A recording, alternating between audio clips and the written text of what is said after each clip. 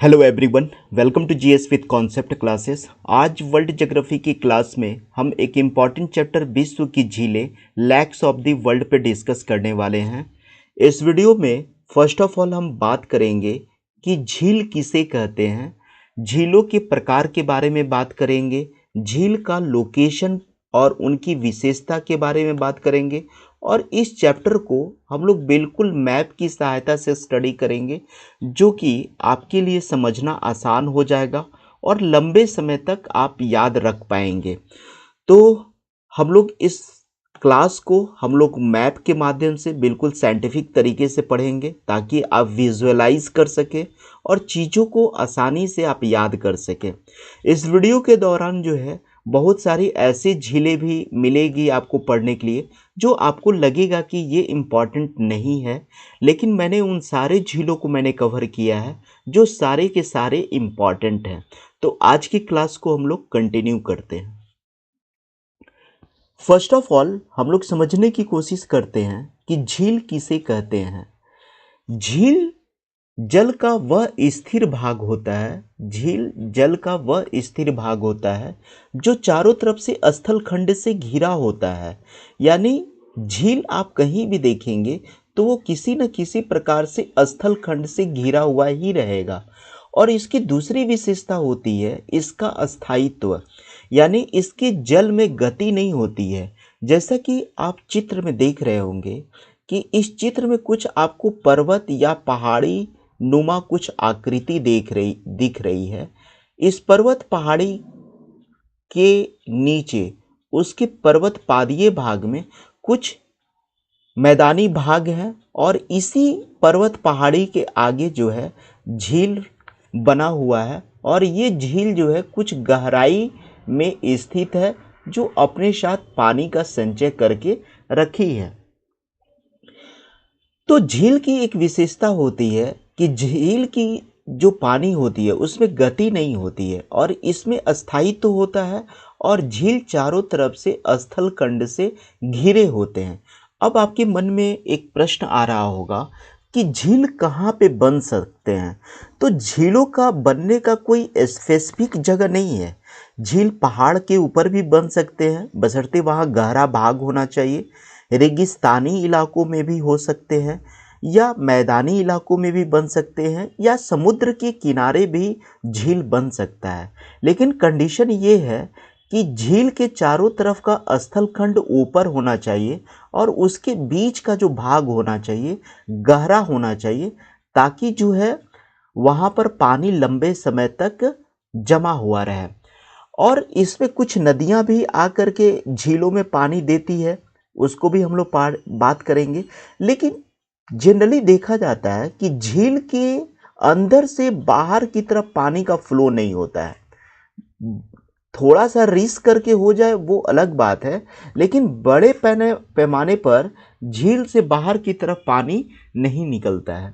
अब हम लोग बात करेंगे झीलों के प्रकार के बारे में। मुख्य रूप से झील चार प्रकार के होते हैं। एक प्राकृतिक झील होता है जो भूगर्भिक संचलन के माध्यम से बनता है, पृथ्वी के अंदर विवर्तनिक क्रियाएं होती है उसके कारण बन जाता है। कुछ कृत्रिम झील मानव खुद अपने फायदे के लिए बनाते हैं, सिंचाई करने के लिए, खेतों में सिंचाई करना है तो लोग झील बना देते हैं। ठीक है, जल की प्रकृति के आधार पर भी हम लोग इसका डिवीजन करेंगे, क्योंकि कुछ पानी खारे होते हैं तो जो खारे पानी से जो झील बना वो खारा झील हो गया, जो मीठे पानी से बना वो मीठा झील हो गया। और चौथे नंबर पे हम बात करेंगे कि हम लोग उत्पत्ति के आधार पर भी झीलों का डिवीजन करते हैं। जैसे कुछ झील नदी के द्वारा बन जाती है, जैसे गोखुर झील बन गया, हिमानी झील हिमानी के द्वारा बन गया। ठीक है, दरार घाटी में भी कुछ झीलें बनती है। तो उन सारे चीज़ों को हम लोग पढ़ेंगे। तो इस स्लाइड में आपने देखा कि झील किसे कहते हैं। तो झील जल का एक स्थिर भाग होता है जो चारों तरफ से स्थल खंड से घिरा होता है और इसकी दूसरी विशेषता होती है कि झील में अस्थायित्व होता है। ठीक है, दूसरी बात है झील के प्रकार में आप चार प्रकार के झील पढ़े, प्राकृतिक झील, कृत्रिम झील, जल की प्रकृति के आधार पर डिवीजन किए और उत्पत्ति के आधार पर आपने डिवाइड किया। अब जहाँ से प्रश्न पूछते हैं एग्जामिनेशन में, उस पॉइंट पर हम डिस्कस करेंगे। ये कैस्पियन सागर झील जो है एशिया की प्रमुख झीलों में से एक है, और यहाँ से प्रश्न पूछे जाते हैं कि कैस्पियन सागर झील कितने देश को कवर करता है। तो इसके लिए एक मैं ट्रिक आप लोगों को बता रहा हूँ, इसको आप कितार से याद कर लीजिएगा। कितार से क्यों? के से कजाकिस्तान हो जाएगा, ठीक है, आई से ईरान हो जाएगा, टी से तुर्कमेनिस्तान हो जाएगा, ए से अजरबैजान हो जाएगा, और आर से रशिया हो जाएगा। तो इस कितार को आप लोग याद रखिएगा। मैप में भी देख लेते हैं, जिस पोर्शन को मैं ड्रॉ कर रहा हूं ये हमारा कैस्पियन सागर झील है, ठीक है। इस कैस्पियन सागर झील में देखिएगा आप यहाँ पर कि यहाँ पे कजाकिस्तान है, उसके बाद यहाँ पे तुर्कमेनिस्तान है, ये भी देखिए बाउंड्री शेयर कर रहा है। यहाँ पर ये जो ईरान है ये भी बाउंड्री शेयर कर रहा है। फिर उसके बाद जो है आप रसिया को देख सकते हैं कि यहाँ पर बाउंड्री शेयर कर रहा है, और एक यहाँ पर छोटा सा आप देख रहे होंगे अजरबैजान बाउंड्री शेयर कर रहा है। तो कौन सा बाउंड्री शेयर कर रहा है? कितार से कर रहा है। कितार कजाकिस्तान, आई से ईरान, टी से तुर्कमेनिस्तान, और ए से अजरबैजान, और आर से रसिया। तो इसका कितार ट्रिक बहुत इंपॉर्टेंट है। और इसकी प्रमुख विशेषता है कि कैस्पियन सागर झील एशिया और यूरोप महाद्वीप का एक विभाजक की तरह काम करता है, यानी एशिया और यूरोप कॉन्टिनेंट को बीचों बीच बांटता है, डिवाइड करता है। और ये विश्व की सबसे बड़ी झील है, विश्व की सबसे बड़ी झील है कैस्पियन सागर झील, जो 5 कंट्री से अपना बाउंड्री शेयर करती है, और वो कंट्री कितार है। वान झील तुर्की में पड़ता है, और ये खारे पानी की झील है। यहीं से क्वेश्चन कौन बनेगा करोड़पति केबीसी में पूछा गया था बहुत पहले, कि वान झील एशिया सबसे ज़्यादा पूरे वर्ल्ड का सबसे खारे पानी की झील कहाँ पे पाई जाती है? तो वान झील पाया जाता है। और इसकी सैलिनिटी पता है आप लोगों को कितना पाया जाता है? 330% सैलिनिटी है, यानी इसमें नमक की मात्रा काफ़ी ज़्यादा है। तो बाल्कस झील को याद रख लीजिए अब, ठीक है। बाल्कस झील कजाकिस्तान है। इसके लिए एक ट्रिक मैं बता रहा हूँ, हालांकि मैं ट्रिक पर बिलीव नहीं करता हूँ, लेकिन थोड़ा सा याद करने के लिए मैं बता रहा हूँ। देखिए, बाल्कस में को अगर आप लिखेंगे तो बाल्कस से एक साउंड आ रहा है, वो साउंड आ रहा है बक्स का साउंड आ रहा। बक्स का मतलब क्या होता है? बक्स का मतलब होता है किसी भी चीज़ को बख्श देना, यानी माफ़ कर देना। बक्स का मतलब क्या होता है? किसी भी चीज़ को माफ़ कर देना। तो यहाँ पर बक्स याद रखिएगा। और कजाकिस्तान से एक साउंड निकल रहा है ख चाक। खचाक का मतलब क्या होता है? किसी भी चीज़ को खचाक कर देना, यानी किसी भी चीज़ को काट देना। तो किसी भी चीज़ को काटिए मत, आप उसको बख्श दीजिए। किसी भी चीज़ को आप खचाक मत कीजिए, यानी काटिए मत, आप उसे बख्श दीजिए। तो बाल्कस झील कहाँ पर है? कजाकिस्तान है, कजाकिस्तान है, ठीक है। तो कुछ कुछ ट्रिक सुनेंगे तो हंसी भी लगेगा, लेकिन कोशिश करना चाहिए कि जहाँ पे ट्रिक की ज़रूरत है वहाँ पे बना ही लेना चाहिए, और जहाँ पे कॉन्सेप्ट की ज़रूरत है वहाँ पे कॉन्सेप्ट से काम करना चाहिए। अरल सागर क्या होता है? अरल सागर जो होता है, इसकी ट्रिक आप के यू से आप याद कर सकते हैं। के से कजाकिस्तान हो जाएगा, और यू से जो हो जाएगा ये उज्बेकिस्तान हो जाएगा। तो इसे आप अरल सागर को आप क्यू से याद कर सकते हैं। कजाकिस्तान में आमू दरिया और सीन दरिया नदी झील में गिरती है, और आपसे पूछा जाएगा कि अरल सागर में कौन सी नदियाँ गिरती है, तो आमू दरिया और शीन दरिया झील गिरती है। और मानवीय गतिविधियों के कारण आज अरल सागर तेजी से सूखता जा रहा है, और एक समय तक इसका जो पूरा विस्तार था वो 68,000 किलोमीटर था, लेकिन आज जो है इसकी स्थिति मात्र 10% तक ही है, ठीक है। तो कजाकिस्तान का ट्रिक हो गया केयू। इसमें आमू दरिया सीन दरिया नदी गिरती है और ये नदी आज संकुचित होते जा रही है। नेक्स्ट पे आते हैं बेकाल झील। बेकाल झील रसिया में पड़ता है और ये विश्व की सर्वाधिक गहरी झील है और यहाँ से लीना और अंगारा नदियों का उद्गम होता है। तो यहाँ पर दो फैक्ट को याद रखना है, विश्व की सबसे गहरी झील है और यहाँ से लीना और अंगारा नदियाँ का उद्गम होता है। ठीक है, इसके पश्चात हम लोग पढ़ते हैं एशिया महाद्वीप के और सारे जो झील जो इम्पॉर्टेंट है। इसके बाद हम लोग मैप में समझ लेंगे तो ये चीज़ें आपको याद हो जाएगी। लोपनूर झील चीन में पाया जाता है। लोपनूर झील जो होता है वो चीन में पाया जाता है और ये चीन के तारिम बेसिन वाला जो इलाका है, तारिम बेसिन क्षेत्र में स्थित है और ये खारे पानी की झील है। टोनले सप झील जो है कंबोडिया में पाया जाता है। इसका एक ट्रिक मैं बता रहा हूँ आप लोगों को, हालांकि ट्रिक पे ज़्यादा ध्यान मत दीजिएगा। टोनले में एक वर्ड आ रहा है टन, और टन में हम लोग क्या नापते हैं? जब भी हम लोग किसी भी चीज़ का वजन नापते हैं तो किलोग्राम में, क्विंटल में, टन में नापते हैं। तो हम लोग टन में किसी भी चीज़ को मापे कि उसमें कितना वजन है। और कंबोडिया में एक वर्ड आ रहा है बोरिया। बोरिया का मतलब आप लोग समझते हैं ना, बोरा, जिसमें हम लोग किसी भी सामान को भरते हैं, जिसको हम लोग बोरा कहते हैं। तो इसी बोरिया को में हम लोग जो सामान जो डालेंगे वो टन से मेजरमेंट करके डालेंगे, टन से माप करके, 1 टन, 2 टन, 3 टन, ये टोटल बोरिया में कितना टन सामान आया। तो टोनले सब में टन और कंबोडिया में बोरिया। तो टोनले सब झील कहाँ हो गया? कंबोडिया में। याद कर लीजिएगा। टोबा झील कहाँ पर है? इंडोनेशिया में है। और टोबा झील जो है ये एक क्रेटर झील है। क्रेटर झील मैं बताया था ज्वालामुखी वाले चैप्टर में कि जब आप ज्वालामुखी की क्रिया होती है तो वहाँ पे क्रेटर का निर्माण होता है और वो झील जो है मृत ज्वालामुखी हो जाती है। तो उसमें कुछ समय के बाद पानी भर जाता है जिसके कारण क्रेटर झील का निर्माण होता है। और ये एक मीठे पानी की झील है तो ये क्रेटर झील, लेकिन फिर भी ये मीठे पानी की झील है। तो इस स्लाइड को हम समअप करते हैं। लोपनूर झील चाइना में मिला और टोनले सप झील कंबोडिया में मिला, टोबा झील इंडोनेशिया में मिला और ये एक क्रेटर झील है। इसके बाद हम लोग नेक्स्ट स्लाइड पर चलते हैं और समझने की कोशिश करते हैं कि विभिन्न झीलों की स्थिति मैप पर क्या है। बेकाल झील को हम लोगों ने पढ़ा था।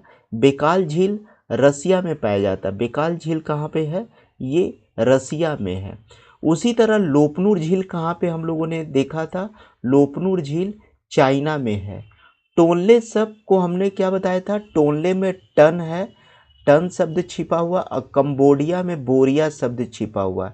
तो यहाँ पर कंबोडिया याद रखिएगा। टोबा झील क्या हो गया? टोबा। टोबा में इंडोनेशिया इम्पॉर्टेंट हो गया। टोबा झील कहाँ पर है? ये इंडोनेशिया में भी है और मैप में भी देख रहे हैं कि वो जो है इंडोनेशिया का स्थिति जो है यहाँ पर है। ठीक है। उसके पश्चात जो है बालखस झील। बालखस में क्या मैंने बताया था कि इसको हम लोग बक्स देते हैं, इसको हम लोग बक्स देते हैं, यानी ये कजाकिस्तान में होगा। ठीक है, कजाकिस्तान में। देखिए यहाँ पे लोकेशन है कजाकिस्तान का। इसके बाद कैस्पियन सागर के बारे में पढ़े थे। कैस्पियन सागर का ट्रिक मैंने बताया था आपको, कितार बताया था। ठीक है, कितार इसको मैं बताया था। वान झील कहाँ पे बताया था? वान झील हम लोगों ने तुर्की में बताया। देखिए तुर्की का लोकेशन यहाँ पर है। और उसके बाद हमने अरल सागर को बताया था। अरल सागर का लोकेशन को हम लोग क्या बताए थे? केयू बताए थे, यानी कजाकिस्तान बताए थे और अरल सागर बताए थे। आप यहाँ पर देख रहे होंगे, मैप में देख रहे होंगे, मैं आपको ड्रॉ कर दे रहा हूँ। यहाँ पर देखिए अरल सागर है, यहाँ पर ये अरल सागर है और यहाँ पे कजाकिस्तान का इलाका है और यहाँ पर उज्बेकिस्तान है, यहाँ पर उज्बेकिस्तान है। तो अरल सागर केयू में पाया जाता है, क्यू में कजाकिस्तान और यू से उज्बेकिस्तान। मुझे लगता है कि ये कवर हो गया होगा। और उसके बाद हम अफ्रीका की कुछ प्रमुख झीलों के बारे में पढ़ते हैं। अफ्रीका की प्रमुख झील जो है में केन्या, युगांडा और तंजानिया है। विक्टोरिया झील को कैसे आप याद कर सकते हैं? देखिए, विक्टोरिया झील को आप इस ट्रिक से याद कर सकते हैं कि विक्टोरिया युगांडा, युगांडा में युग एक वर्ड आ रहा है, यानी विक्टोरिया युग में तंजानिया केन्या का जन्म हुआ। आप ऐसे याद कर सकते हैं, विक्टोरिया युग में। ठीक है, विक्टोरिया युग में, और तंजानिया को आप कोरिलेट कर लीजिएगा, एक गर्ल्स का नाम आता है। तंजानिया को आप कोरिलेट कर लीजिएगा तानिया से। तानिया नाम की कोई लड़की है, ठीक है, कन्या है। तानिया नाम की कोई तान्या कन्या का जन्म कब हुआ था? तो ये जन्म हुआ था इसका विक्टोरिया एज में, विक्टोरिया युग में। ठीक है, विक्टोरिया युग में। इसका मतलब क्या हुआ? तानिया से तंजानिया हो गया, कन्या से क्या हो गया? केन्या हो गया, विक्टोरिया से विक्टोरिया झील हो गया, और युग से युगांडा हो गया। यानी विक्टोरिया झील कहाँ पे पाया? केन्या, युगांडा और तंजानिया। कुछ ट्रिक का भी हेल्प ले लेना चाहिए और ज़्यादातर ध्यान कॉन्सेप्ट पे करना चाहिए। विक्टोरिया झील क्या हो गया? अफ्रीका की सबसे बड़ी झील है। विक्टोरिया झील जो है ये अफ्रीका की सबसे बड़ी झील है, इसके जैसा कोई बड़ी झील नहीं है। दूसरी बात है कि विश्व की मीठे पानी की दूसरी सबसे बड़ी झील है। एक सुपिरियर झील पाया जाता है, ठीक है, और ये सुपिरियर झील यूएसए में पाया जाएगा। और ये मीठे पानी की दूसरी सबसे बड़ी झील है। पहली झील तो सुपिरियर हुआ, लेकिन दूसरी कौन हो गया? विक्टोरिया झील हो गया। तीसरा जो इम्पोर्टेंट फैक्ट है कि ये तीसरी सबसे बड़ी झील है।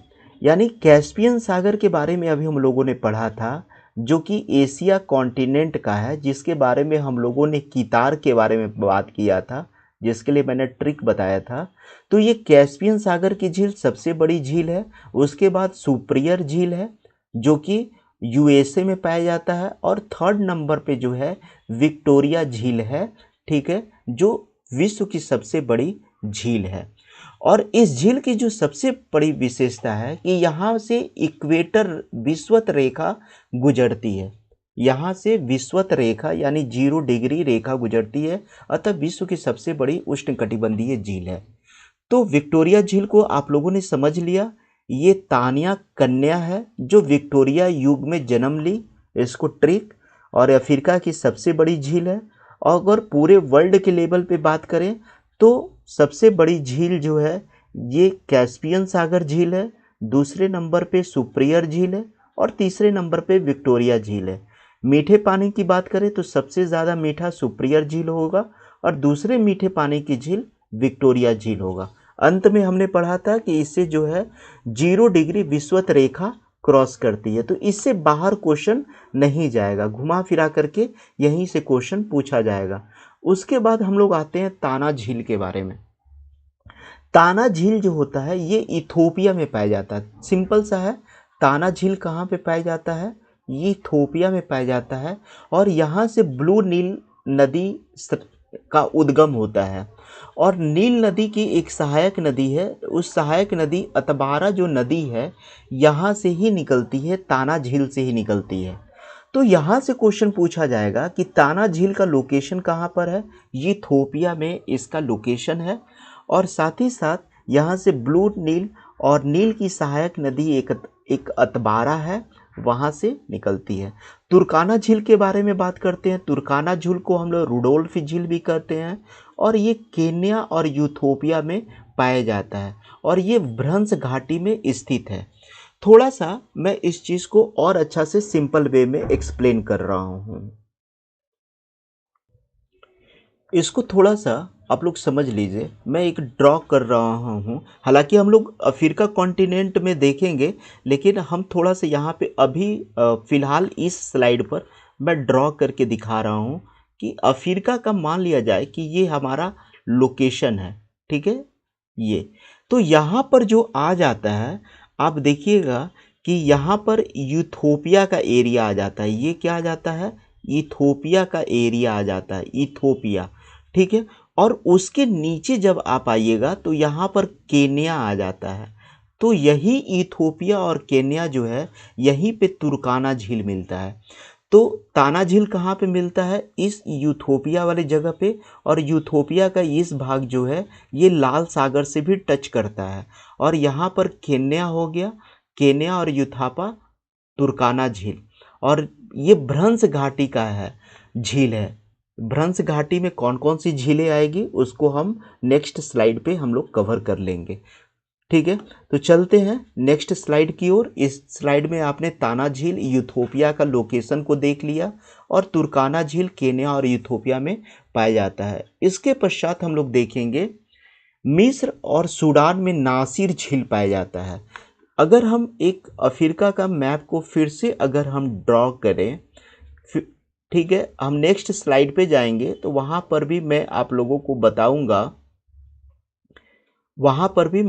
को बताऊंगा, कि कहाँ पर किस चीज़ का लोकेशन है। ये अफ्रीका का मैप है। यहाँ पर अगर आप देखिएगा तो यहाँ पर इजिप्ट का एरिया आ जाता है, जिसको हम लोग मिस्र कहते हैं। ये हमारा इजिप्ट का एरिया आ जाता है।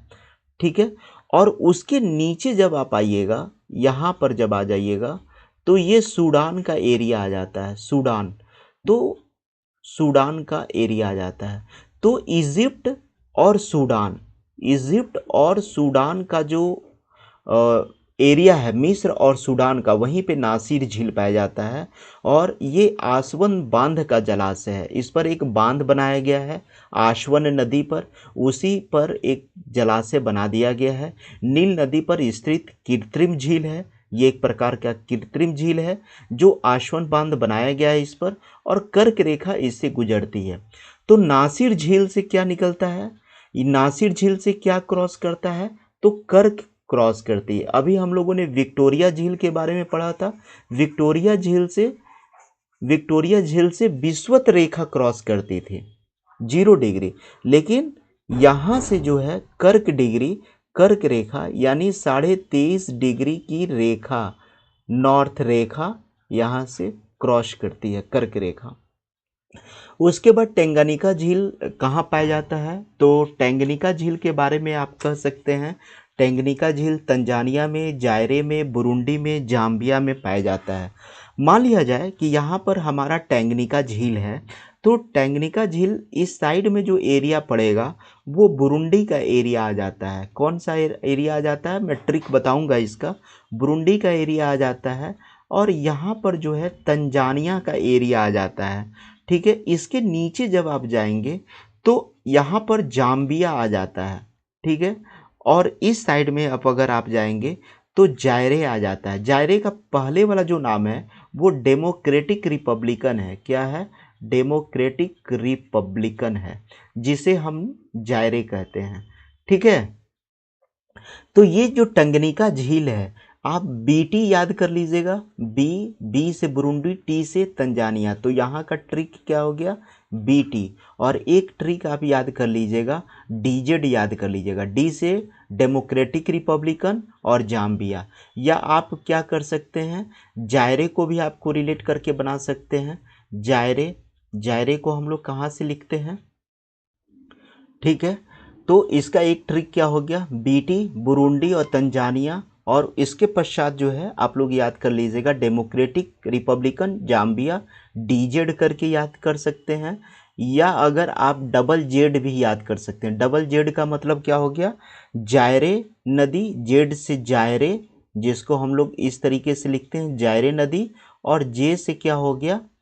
जाम्बिया। ठीक है। तो double Z, BT double Z आप याद रखेंगे, बीटी डबल जेड। और ये विश्व की दूसरी सबसे बड़ी गहरी झील है। प्रथम झील कौन होता था? बेकाल झील होता था। और अफ्रीका की दूसरी सबसे बड़ी झील हो गया। ठीक है। और ये भ्रंश घाटी में स्थित है। इसके पश्चात हम लोग नेक्स्ट स्लाइड पे चलते हैं और समझते हैं नेक्स्ट अफ्रीका का झील को। चाड झील में क्या हो गया? चाड झील में आप देखेंगे तो यहाँ पर कैमरून आ जाता है, नाइजीरिया आ जाता है, चाड आ जाता है, नाइजर आ जाता है। चाड झील का याद करने का तरीका है, नाइजर और नाइजीरिया दोनों को ले लीजिएगा। नाइजर को भी आपके लिए याद करना आसान होगा और नाइजीरिया को भी याद करना आसान होगा और नाइजर को भी याद कर लीजिएगा, ठीक है। और चाड तो रहेगा ही, जब चाड झील है तो चाड तो रहेगा ही, ठीक है। और एक कैमरून को ले लीजिएगा। जैसे कि अगर आप ये देखेंगे तो नाइजर के नीचे, जैसे मान लीजिए कि ये हमारा चाड झील है, तो सबसे पहले क्या होगा, यहाँ पे नाइजर मिलेगा, ठीक है। नाइजर से भी ये टच कर जाएगी, उसके बाद नाइजीरिया से भी टच कर जाएगी ये। नाइजर से, नाइजीरिया से इधर वाला जो एरिया आ जाता है वो कैमरून का एरिया आ जाता है, कैमरून का। तो ठीक है, नाइजर, नाइजीरिया, कैमरून, और चाड तो ऑलरेडी रहेगा ही, ठीक है, चाड तो रहेगा ही। और यहाँ पर क्या है, ये सहारा मरुस्थल की सबसे बड़ी झील है, ये सहारा मरुस्थल में है और चारी नदी का मुहाना है। ये कौन सी नदी का मुहाना है, च से चारी, च से चाड, तो याद करना आसान होगा, ठीक है। उसके बाद आप आ जाइए वोल्टा झील। वोल्टा झील घाना में मिलता है और ये वोल्टा नदी मानव निर्मित झील है। 0 डिग्री देशांतर रेखा इससे होकर गुजरती है। अफ्रीका की सबसे बड़ी कृत्रिम झील है।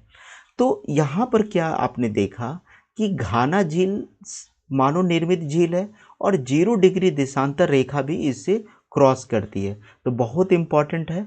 उसके बाद हम लोग आते हैं नेक्स्ट स्लाइड में, करीबा के बारे में पढ़ते हैं। करीबा झील कहाँ पर है, जाम्बिया और जिम्बाब्वे में है। इसको हम लोग फाइनली एक मैप पर भी देखेंगे, परेशान नहीं होना है।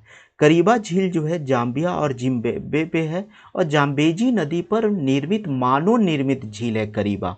ये पूछा जाता है, जैसे कि ऊपर में, जैसे हम, अगर आप अफ्रीका का मैप ड्रॉ कीजिएगा अफ्रीका का, तो यहाँ पर जाम्बिया, जैसे सपोज डेट मैं ड्रॉ कर रहा हूँ, तो यहाँ पर जो है ना, ये जाम्बिया वाला इलाका हो जाता है, जाम्बिया।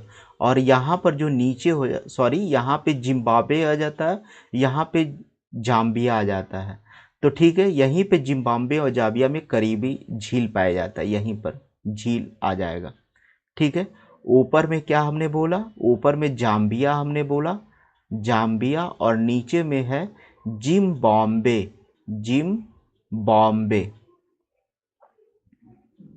ठीक है।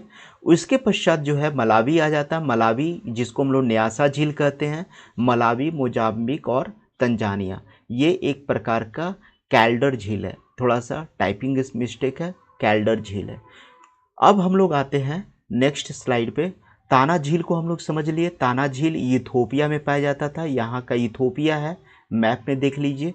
तुर्काना झील कहाँ पे पाया जाता था, तो इसका मैंने ट्रिक बताया था, केन्या और यूथोपिया में, ठीक है। ये इथोपिया में पाया जाएगा और यहाँ पर तुर्काना झील केन्या और यूथोपिया के बीच में पाया जाएगा। विक्टोरिया झील जो है, विक्टोरिया झील के बारे में अगर बात आप करेंगे तो इसके लिए भी मैंने ट्रिक बताया था, केन्या, इसके लिए मैंने क्या, इसके लिए मैंने ट्रिक क्या बताया था, ट्रिक मैंने बताया था कि तानिया कन्या का जन्म हुआ विक्टोरिया एज में। तानिया का, तानिया से तंजानिया, युग से युगांडा, विक्टोरिया से विक्टोरिया और युग से युगांडा, इसको ट्रिक से मैंने कवर किया था। मलावी में क्या हो जाएगा, मलावी को आप कैसे याद कीजिएगा, ठीक है। मलावी को आप तंजानिया और मुंजाबिक में आप याद कर लीजिएगा। मोलावी जो है तंजानिया का एरिया पड़ जाता है, तंजानिया और मुंजाबिक, तो टीएम से आप याद कर लीजिएगा, तंजानिया और मुंजाबिक। उसके बाद करीबा झील, तो करीबा झील का आप याद कर लीजिएगा डबल जेड। डबल जेड से क्या हो गया, जिम्बाब्वे हो गया और जाम्बिया हो गया। करीबा को डबल जेड से याद कीजिएगा, करीबा और करीबा झील को डबल जेड से जिम्बाब्वे और जाम्बिया। टैंगनिका को फिर आप याद कर लीजिएगा। टैंगनिका में मैंने क्या बताया था आपको, ट्रिक से बताया था, बीटी बताया था ना, बीटी से बुरुंडी, तंजानिया, और डबल जेड भी मैंने बताया था। डबल जेड का मतलब क्या हो गया, जाम्बिया और जायरे, ठीक है। याद रखिएगा जाम्बिया और जायरे होता है, लेकिन यहाँ पे जाम्बिया और जिम्बाब्वे होता है करीबा वाला झील। वोल्टा झील घाना में पाया जाएगा। चाड झील के बारे में बताया था मैंने, चाड झील कहाँ पे पाया जाता है? सहारा वाला एरिया में पाया जाता है। और ये नाइजेरिया, ये कहाँ पाया जाएगा? नाइजर में पाया जाएगा, नाइजेरिया में पाया जाएगा और कैमरून में पाया जाएगा। तो डबल एन के से याद रखिएगा, नाइजर, नाइजेरिया और कैमरून। तो चलते हैं नेक्स्ट स्लाइड में। थोड़ा सा वीडियो का लेंथ लंबा हो सकता है, लेकिन ये आपके हित के लिए होगा। ग्रेट बैरियर झील के बारे में पढ़ते हैं। ग्रेट बैरियर झील जो है ये कनाडा में पाया जाता है, इसके ऊपर अंटार्कटिक विड्थ हो इसको हम लोग पढ़ेंगे। ग्रेट बैरियर झील, ग्रेट स्लेव झील, ये भी कनाडा में ही पाया जाता है। इसको जो है हम लोग कवर करेंगे मैप के माध्यम से, ठीक है, इसलिए मैं इस पर ज़्यादा भी एक्सप्लेन नहीं कर रहा हूँ। सुपीरियर झील भी कहाँ पाया जाता है? कनाडा और यूएसए में पाया जाता है। और सुपीरियर झील जो है विश्व के मीठे पानी की झील है। और यहाँ पर क्या है कि सुपीरियर उच्च भूमि के मेसाम्बी रेंज से लोह एस्क का सर्वाधिक उत्पादन होता है, ठीक है, लोह एस्क का सर्वाधिक उत्पादन होता है। सुपीरियर झील के तट पर डुलूथ शहर पाए जाते हैं, अमेरिका का लौह इस्पात उद्योग, ठीक है, डुलूथ शहर पाया जाता है जो कि अफ्रीका का लौह इस्पात उद्योग हो गया। सू नहर सुपीरियर झील को हीरोन झील से जोड़ती है। सू जहर, देखिए सू नहर को कैसे याद कीजिएगा? इसका फर्स्ट लेटर आप सू ले लीजिएगा और इसमें यू एक साइलेंट वर्ड है, यू, तो ठीक है, सू हो जाएगा। तो सुपीरियर नहर सुपीरियर और ह्यूरन को जोड़ता है। सू नहर के समीप अवस्थित साल्टरेन कनाडा का एक महत्वपूर्ण बंदरगाह है।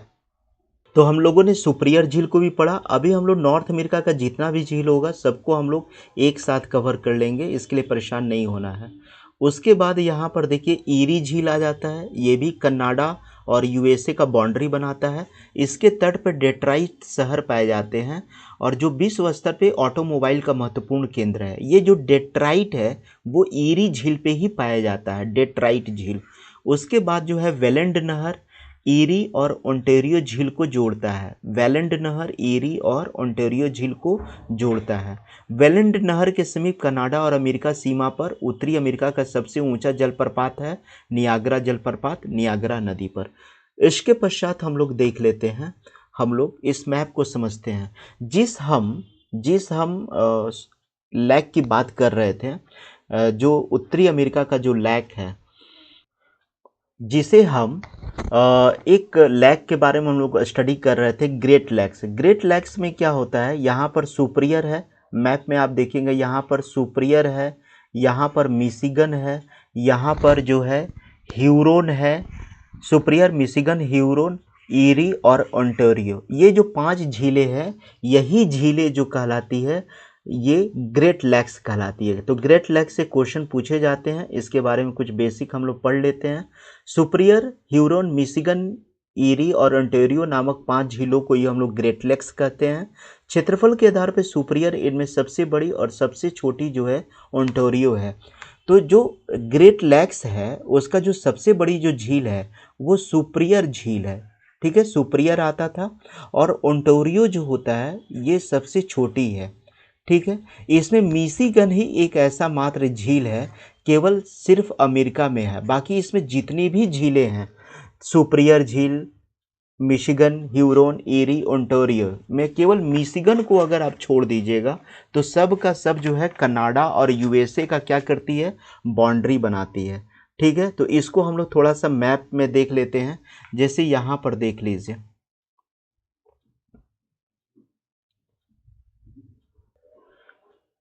तो चलिए इसको मैप में हम लोग देख लेते हैं।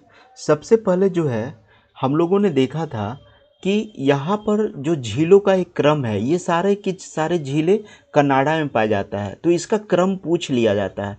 ग्रेट बियर झील, ग्रेट स्लेव झील, अथाबास्का झील और एक रेंडियर झील भी होता है, इसे मैंने डिनोट नहीं किया है, और विनिपेग झील। ये सारा का क्रम याद कीजिएगा उत्तर से लेके दक्षिण की तरफ। Great Bear, Great Slave, Athabasca, Winnipeg, ठीक है। अगर रेंडियर अगर होगा तो रेंडियर जो होता है विनिपेग से ऊपर आ जाता है, इस जगह पे रेंडियर आ जाता है, ठीक है। अच्छा, इस साइड में मैंने इंडिकेट किया है। तो Great Bear, Great Slave, Athabasca, उसके पश्चात यहाँ पे रेंडियर झील हो जाएगा, उसके बाद विनिपेग झील आ जाएगा। ये सभी जो झीलें हैं ये कनाडा में स्थित है। Great Bear, Great Slave, Athabasca, Reindeer और विनिपेग का नॉर्थ से साउथ कर्व याद कर लीजिएगा, उत्तर से दक्षिण दिशा की ओर, और ये सारा का सारा जो है कनाडा में स्थित है। आप यहाँ पे कनाडा का लोकेशन को आप देख सकते हैं। उसके बाद जो है ग्रेट लेक्स, ग्रेट लेक्स में मैं बताया कि ग्रेट लेक्स में सुपरियर, मिशिगन, ह्यूरन, एरी, ओंटारियो सारी झीलें पाई जाती है। और इसमें केवल ग्रेट लेक्स में जो मिशिगन है वो केवल अमेरिका में पाया जाता है, बाकी जितना है वो कनाडा और यूएसए का सीमा बनाता है। तो इसको जो है ये वाला फिगर को तो मैं बता ही दिया था, ठीक है, यहाँ पर झीलें हैं, ठीक है। इसके पश्चात पिछले स्लाइड में हम लोगों ने इस चीज़ को देख लिया था, आप लोगों को याद होगा, ठीक है, यही है 5 झीलों वाला सुपर लेक। इसके पश्चात आप आ जाइए कि मार्केबो झील के, ये दक्षिण अमेरिका का झील के बारे में थोड़ा सा मैं बता रहा हूँ आप लोगों को कि ये दक्षिण अमेरिका का कुछ झील है। जैसे यहाँ पे मार्केबो झील कहाँ पाया जाता है, ठीक है, तो ये दक्षिणी अमेरिका में मार्केबो का जो ये झील है यहाँ पर ये वेनेजुएला में पाया जाता है। ये कहाँ पर है, वेनेजुएला, यहाँ पर देखिएगा मैप में, यहीं पर है वेनेजुएला, ठीक है, यहाँ पर है वेनेजुएला। उसके बाद यहाँ पे टीटीकाका है। टीटीकाका जो है विश्व की सबसे ऊंची नौकागम्य झील है, यानी आप इस पर नाव चला सकते हैं और सबसे ज़्यादा हाइट पर है। और टीटीकेका का अगर मैं लोकेशन की बात करूं तो ये पेरू और कोलंबिया के एरिया को टच करता है। इधर वाला एरिया जो है ये पेरू का है, इधर कोलंबिया पड़ जाता है। तो टीटीकाका झील जो है ये पेरू को भी कवर करता है, प्लस में कोलंबिया को भी कवर करता है। उसके पश्चात हम लोग आएंगे पोपो झील के बारे में। पोपो झील जो है, पोपो झील जो है वनली वन आपका बोलिविया में विस्तृत है। बोलिविया का लोकेशन यहाँ पर है, ये वाला जो जगह है बोलिविया का है, तो यहाँ पर पोपो झील है। अगर हम इस स्लाइड को समअप करें तो आपको बता दें कि मार्केबो झील वेनेजुएला में होगा, इसका लोकेशन ये है। टीटीकेका झील पेरू और कोलंबिया में होगा, और पोपो झील जो है कोलंबिया में होगा, ठीक है। तो इसका लोकेशन को आप देख सकते हैं। उसके बाद हम लोग आते हैं यूरोप के मैप पर। यूरोप में मुख्य रूप से 3 चीज़ें आप लोगों को याद रखना है। एक लडोगा झील जो आप लोग पढ़ते भी होंगे, जो कि रसिया में पड़ता है, लडोगा झील, और एक आप पढ़ते होंगे ओनेगा झील। ये दोनों जो झीलें हैं ये पाई जाती है रसिया में। लेकिन अगर पूछा जाए कि कौन सी झीलें सबसे बड़ी झील है रसिया का, तो ये लडोगा झील आ जाता है। उसी प्रकार से आप एक कॉन्स्टेंस झील को आप देख सकते हैं। कॉन्स्टेंस झील क्या हो जाता है, यहाँ पर एक इटली का क्षेत्र आ जाता है, ठीक है। यहाँ पर देखिए मैप में जर्मनी का क्षेत्र, यहाँ पर ये वाला इटली का क्षेत्र आ जाता है, और साथ ही साथ यहाँ पर ऑस्ट्रिया का क्षेत्र आ जाता है, यहाँ पर ऑस्ट्रिया का। तो कॉन्स्टेंस जो झील है वो कहाँ पाया जाता है, जर्मनी में आप देख सकते हैं, फिर आप उसके बाद आप इटली में देख सकते हैं, फिर आप उसके बाद आप ऑस्ट्रिया में देख सकते हैं, ठीक है। तो इसे याद रखना है, लाडोगा झील रसिया में, ओनेगा झील रसिया में, कॉन्स्टेंस झील जर्मनी, इटली और ऑस्ट्रेलिया में। ओके, अब हम लोग चलते हैं ऑस्ट्रेलिया में। ऑस्ट्रेलिया में जो क्वेश्चन पूछा जाता है वो है आयर झील के बारे में। आयर झील क्या है, सबसे ऑस्ट्रेलिया का सबसे निम्नतम स्थान को कवर करती है। तो ये आयर झील जो है, यहाँ से क्वेश्चन पूछा जाता है कि आयर झील ऑस्ट्रेलिया का सबसे निम्नतम बिंदु को कवर करती है, लोवेस्ट पॉइंट पर स्थित है। और आयर झील कहाँ पर स्थित है, तो साउथ ऑस्ट्रेलिया में स्थित है, जैसा कि आपको मैप में दिख रहा है। उसके बाद 3 झील पाई जाती है, डिसअपॉइंटमेंट झील, ऑस्टिन झील और बर्ली झील, ठीक है। इसका भी आप उत्तर से दक्षिण क्रम याद कर सकते हैं। और ये पश्चिमी ऑस्ट्रेलिया का भाग है। देखिए ऊपर में डिसअपॉइंटमेंट, ऑस्टिन और बर्ली। तो ये था, हम लोगों ने सारे महाद्वीप को कवर किया। वीडियो लंबा होता है लेकिन आपके लिए हेल्पफुल है। वैसा स्टडी कीजिए जहाँ से क्वेश्चन आपका टच कर जाए। वैसा अगर हम 10-12 अगर केवल हम स्लाइड में ही अगर हम पूरे को कवर कर लेते तो आपको लगता कि मेरा झील चैप्टर कवर हो गया, लेकिन आपका उससे क्वेश्चन सॉल्व नहीं होता। तो इसलिए इम्पॉर्टेंट ये है कि किसी भी चीज़ को ढंग से पढ़ा जाए। मैंने जितने इम्पॉर्टेंट था मैंने सबको कवर कर लिया। Thank you very much.